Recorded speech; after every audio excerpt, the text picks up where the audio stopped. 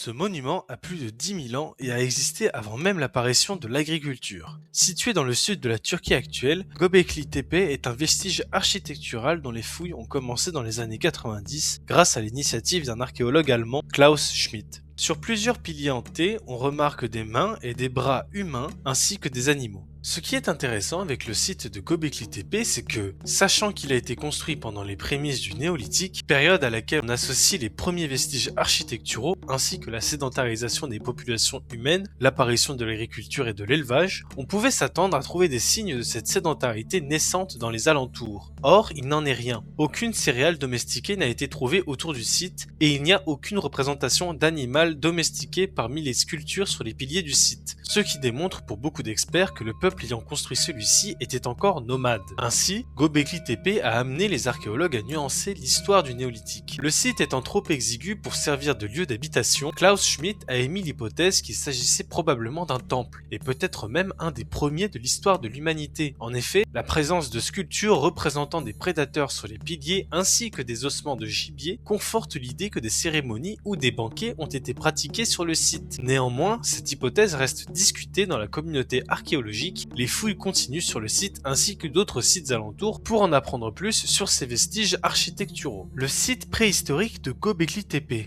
tu connaissais ?